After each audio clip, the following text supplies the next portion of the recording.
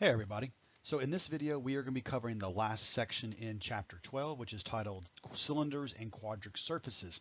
So this section is primarily a drawing section. We're going to do a lot of drawings. With this class now being moved online, I kind of lose some of the visuals of I'm able to do during lecture. So kind of good, kind of bad. We're going to do our best to get through this section, but as we go through, please pay attention to what I say about what you're required to do. While most of these sections questions are multiple choice on the homework and probably the quiz, keep in mind that some of these shapes you will have to be able to draw on the final exam. Remember, because the final exam is going to be show your work. So there are some graphs you will have to be able to draw. There's only, I think, one that I'm going to exclude from that. And when we get to that one, I will talk about it because I don't ever draw it because I am a horrible drawer for the most part, but we will do our best here. So let's start section 12.6. All right, so in this section, we need to define what a quadric surface is. A quadric surface is essentially a graph of a second degree equation in three variables, x, y, and z. So as you can see, sometimes they can be really, really ugly. So if you look up there at the top, that 10-term polynomial is a worst case scenario situation. But you'll notice there's x, y's, and z's, every combination of x and y's multiplied together, and then you have your three linear terms, and then there could be a constant on there as well. The good thing is that we usually don't deal with equations that are this ugly because we're first-time learners of this topic. So here's where I'm going to help you out a little bit. Through a little bit of manipulation, so we're going to assume dot, dot, dot. I just spent 5 minutes, 10 minutes showing you what's going on, which I normally do, but we're not going to do that right now. We can manipulate all of these equations into the following two forms. And let's go over these two. Number one, we can manipulate this to have no combination terms. And what I mean by that is that you will have three variables, an x squared, a y squared, and a z squared. There will be no linear terms in these, but you will also possibly have a constant that we're going to call j. These are just different types of graphs we're going to look at. We're going to start with some of these today, but there are a few other graphs that what happens if one of these three quadratic terms turns into a linear term. So for example, what if you have something like an x squared term, a y squared term, and just a z term? Two of your variables are quadratics, where one of your variables is actually a linear term. Now you'll also notice that on that second case, there is no general constant. So we won't deal with constants in that case. We could, but typically drawing them is a little bit easier if we don't have that j constant. But these are the two types we're going to look at. Now, before we go into the drawing and stuff, a couple things to note here. Any of these terms on both cases can be negative. And when certain terms are negative and the number of terms that are negative, that's going to affect what the graph looks like. Also, it's not going to always be in this case, especially on this second one. This does not mean that x and y are going to always be the squared terms. Essentially, I could do this as well. It could be something like ax plus by squared, plus iz squared equals 0. Any of this, and I could throw a negative on there. There's tons of things that can be done, and that's going to be the challenge in this section, is learning the differences when something are squared and not versus when things are negative, or when you combine all of that into one. So before we get to the big chart coming up in a few minutes, let's kind of start basic. Let's do some three-dimensional graphs that you probably can draw even if I had not taught this to you initially. So here's an example. Describe to me and sketch the following three-dimensional surface of x squared plus z squared is 1. So what you probably notice about this is that if you had seen this equation in a two-dimensional setting, you would say that this is the equation of a circle. So in 2D, this is a circle. That is fantastic. Our job now is how do we project this 2D circle into what we're going to call a 3D quadric surface. So when we draw it, you've got your 3D plane. And I apologize for my crooked drawing, doing my best here. What is this? Well, this is a circle that crosses the x and z axis at a radius of 1. So if I draw my circle, so essentially let me change to purple here. I'm going to go about the x-axis. So if this is the x-axis, I'm going to go 1 unit in the x, and I'm going to go 1 unit in the negative x. Also with the z, I'm going to go 1 unit in the z direction and 1 unit in the negative z. And what happens is if you kind of play, and again, apologize for my bad drawing, if you play connect the dots, you are drawing a circle that crosses the x and z and is bounded around the y-axis. Since there is no y value in this graph, it will never ever cross the y-axis. But what that means is that for any y, this shape has to hold true. So essentially, this circle can be projected infinitely down the y-axis in the positive and negative direction. And what ends up happening is if you connect all these infinitely many circles down, you form what we call a cylinder. Now, there are different kinds of cylinders. Since this is a 2D circle, we actually will end up calling this a circular cylinder. And that is an example of our first quadric surface. So you take a shape that you saw in 2D and we project it into a 3-dimensional surface. But the question is, what kind of cylinder shows up when the coefficients of your two letters are not the same? In this example, they were both 1. Now, since I can't draw these very well, you'll notice in this lecture that I'll kind of put what it's supposed to look like. So there's my drawing. And there's what it should have looked like. So you see, I'm not perfect, but it's pretty close. All right, so what about this one? You've got 4x squared plus y squared equals 4. Now, right away, I know it's going to be a cylinder because there's 2 squared terms and nothing else. But the question is, what do we do here? So there's a couple ways you can work this. I'm going to do it the way that I think is the best to do it. First thing I'm going to notice is, what is this shape? Well, it's not a circle anymore because if this is a 4 and there's a 1 in front of the y squared. This is actually the general formula of an ellipse. So we're going to have to draw this ellipse and then project it in a 3-dimensional space. So what I would do is, we know it's not going to cross the z-axis, so I'm not worried about that because there's no z value. But where does it cross the x and y? So let's start with the x-axis. That means I don't need that y. The y has to be 0 on the x-axis. So if I let the y be 0, 4x squared equals 4, x squared equals 1, so x is plus or minus 1. And doing similar ideas, you can project on the y-axis, which would be y squared equals 4, so y is plus or minus 2. And when we draw this, you'll notice that I'm not going to draw a circle anymore. Let me actually add the negative axes in this time. I'm actually going to draw an ellipse. I'm going to go to the x-axis, and they're both going to cross at 1. So there are those. So remember, this is the x-axis. And then on the y-axis, I have to actually go 2 units in both directions. So you'll notice that's not a circle. I know you're going to call it an oval probably, but that's actually an ellipse. Since it has to be the same projection on everywhere on the z-axis, because z is not dependent on this equation, we have to now project an ellipse along the z-axis, but it's never going to cross, so it's got to stay the same shape all the way through.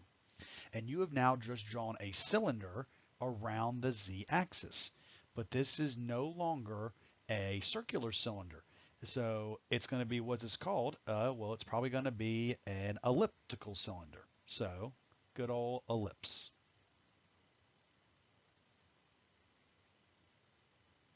All right, and very, very good. Now, in general, not everything is going to end up being a cylinder.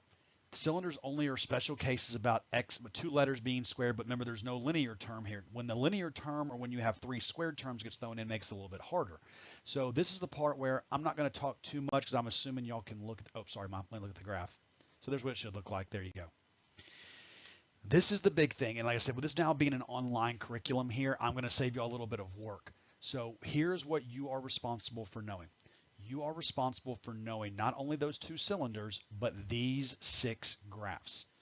On the homework and the quiz, most of these are going to be multiple choice. So you're going to make sure you have to learn the general forms of all 6 of these shapes. and then you need to know how to draw each of them. And I'm going to draw all the ones that you are responsible for knowing along with general forms. The one that you are not required to draw is this bottom left one, the hyperbolic paraboloid. So if you have the form a linear function equals two quadratics being subtracted from one another, you do not have to be able to draw it, but you need to be able to recognize it on a homework and a quiz as the form that it is in. The rest of these the first five problems we're going to do next, I'm going to draw all of these. I'm going to give you little hints about what to expect. And I'm going to show you what I kind of expect you to be able to do on a test and then what's going to show up on your homework. So if you need to pause, like I said, this chart is posted on Canvas under the blank notes if you want to print it off for your notebook or something, or if you want to pause the video at this point to draw and write everything down, go for it. But I'm going to go ahead and continue on into the actual problems. So let's kind of just go in the order.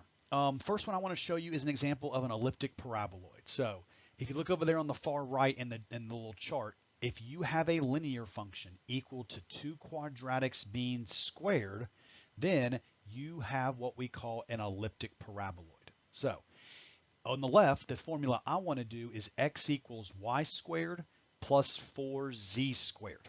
All right.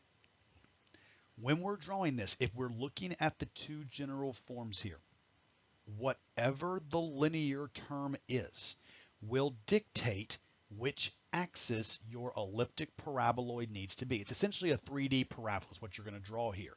So when you're trying to match this up, so let me kind of draw my picture here. We have our x, y, and z axes. So x, y, and z. In the general form, it was on the z-axis, but you'll notice that this is a linear x term.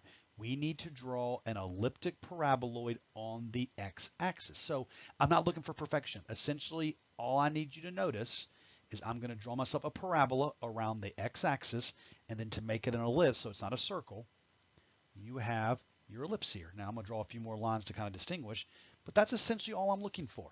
I'm not looking for a lot of perfection. I don't need you to draw every little detail, but you need to be able to recognize what the general shape is, and you need to know what axes these graphs fall on. So linear function equals two quadratics being added together.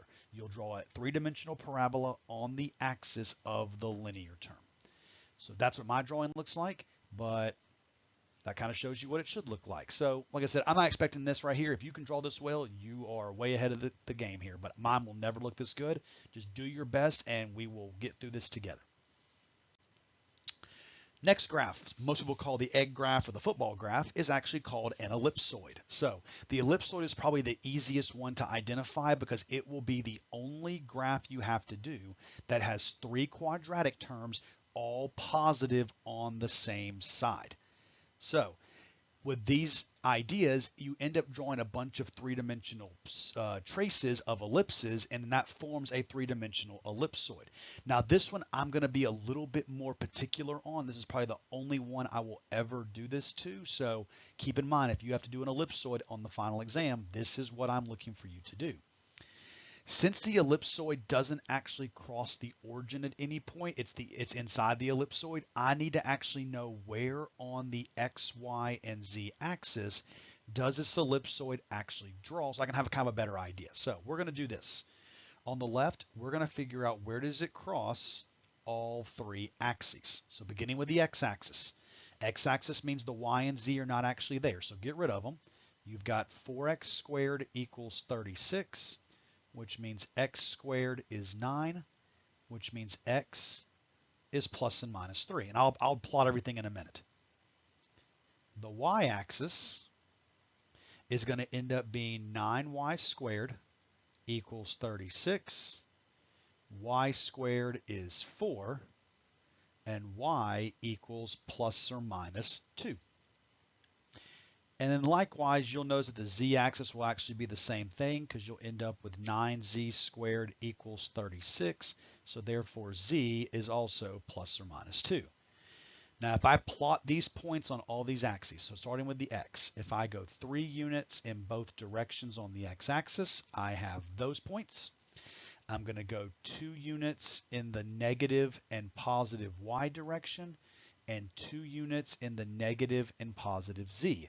Now, technically, you have to do all the combinations, but I'll be a little flexible here. So you have one ellipse going around the top part. You'll have one ellipse, maybe even circles sometimes, going around this way.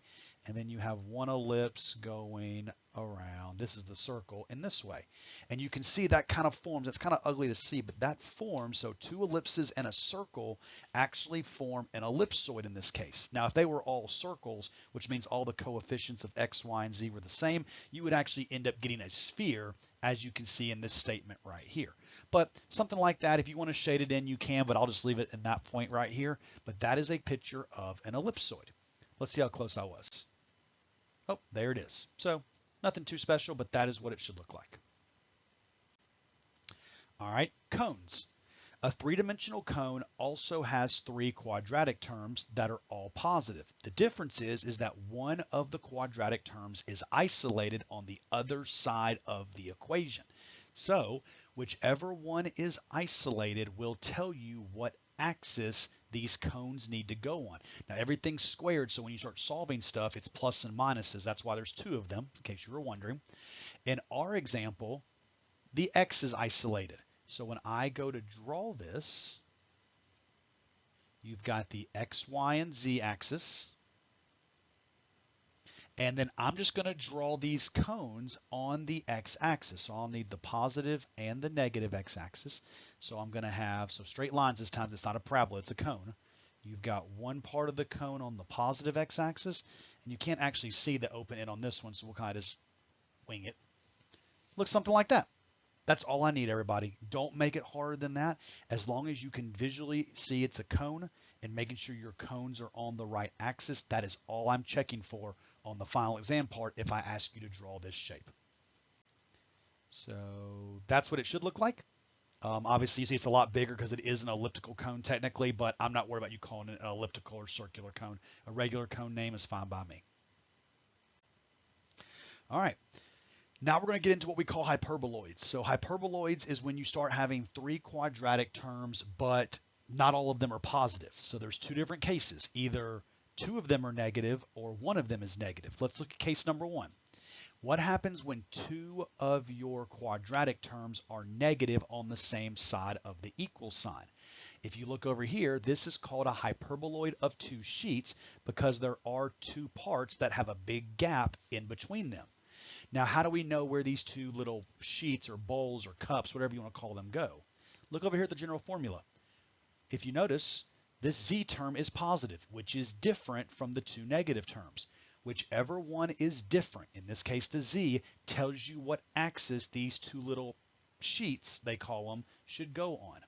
So when I go to draw my graph, look up at your equation that I gave you. So let me put all the negative axes on here real quick. Which one's positive? Well, even though I wrote it in a different form, z is the positive term here, which means both of our sheets need to go on the positive and negative z axis. Now, you can find the exact points they go down if you want to do that, but essentially I'm looking for something like this. You've got this part, and you've got this part. So you've got 2 different parts, and this is an example of a graph of a hyperboloid of 2 sheets. So once again, I'm not looking for anything else. Make sure that on your homework and your final exam, you get the right axes so that you draw them, and there'll be plenty of examples on your homework for you. That's what it should look like. Like I said, not perfect, but I did pretty good, I thought. I'm pretty, just kind of like, just nod your head, even though I can't see you right now. Or you can laugh at me. I'm okay with that too.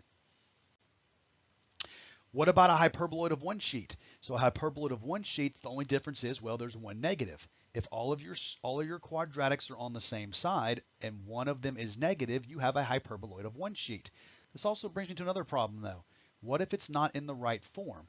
If you look back at the 2 general forms of quadric surfaces that I asked you to learn, you have either it's 3 squared terms with a constant by itself, or it's 2 linear terms in a quadratic, or 2 quadratics in linear with no constant. So when you do have a constant involved, you need to make sure it's by itself. So move the x squared over to the other side. You actually have a quadric surface in this form. That is the form that we're looking for. This is the form of a hyperboloid of one sheet. Now you'll notice this time which is different. The z is the only negative term in this equation. That tells you what axis you cannot cross and therefore have to be bounded around. So in our example here, once again, when I draw these three-dimensional graph here, look at our equation now that I've rewritten it. Which one's different?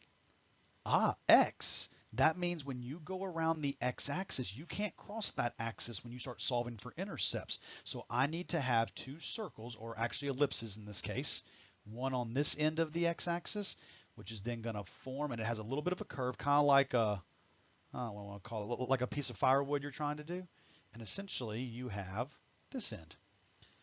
You have, once again, there should be a lot more dip as you can see in the graph up here, but I'm not looking for perfection. The big thing is what axis does it go around? There's only one sheet, so it should connect all the way through. Now, it could technically get really, really close to the origin, but at some point they are going to stay connected throughout. So that's what it should have looked like. Once again, not very good, but I'm taking credit where I can at this point because y'all can't argue on an online surface, but that is what it should look like in this case. And last but not least, big star here. This is the one you are not required to draw, but you still have to be able to identify it. So, not three quadratics. If you have a linear term equal to two quadratics being subtracted. When they were added earlier, we had an elliptic parabola, which was a nice little parabola you could draw on an axis. When it's subtracted, it becomes a lot harder to draw. This is called a hyperbolic paraboloid, or in some books, they actually call this the saddle graph, because it looks kind of like a saddle you'd see in an old Western movie that they put on the horses the cowboys can ride. What you need to make sure you notice is that whichever term is the linear term, that is where the idea of concavity comes into play. So if you look at this general form, this z term is linear. You'll see that this concavity on this graph is opening up towards that z-axis in this case. So I'm not going to draw this one. I'll just show you what the answer is on the next slide. But if you look at our question, which one's linear? It's y. Good. So when you do y, you should have some kind of concavity probably going in the y direction in this case. So let's see how close that is. As you can see, this saddle or this hyperbolic paraboloid shifts over and this concavity is going towards the positive y-axis. So this is not one you have to be able to draw, but you need to be able to recognize it if I were to make it a multiple choice question on your quiz or on your homework. That way you know what graph you're looking at. So to wrap this section up, because I'm pretty much done, you need to know how to draw the two kinds of cylinders, the circular and the elliptic cylinder. Make sure you know how to draw those and identify them. The first five, the elliptic paraboloid, the hyperboloid of one sheet, the hyperboloid of two sheets, an ellipsoid, and a cone. Those five as well, you are responsible for drawing. The graph you see on your screen right now, the hyperbolic paraboloid, is not required to be able to draw. You just need to be able to recognize its form and all the forms of all the surfaces I covered in this section. So if you need to print the chart off, it is on the blank notes on Canvas, and then you have kind of some explanations here with this video. That wraps up chapter 12. So the next video you will probably watch before the next homework will be in chapter 13. We will be introducing vector functions and actually move back into more of the calculus techniques of where vectors can be used. See y'all then.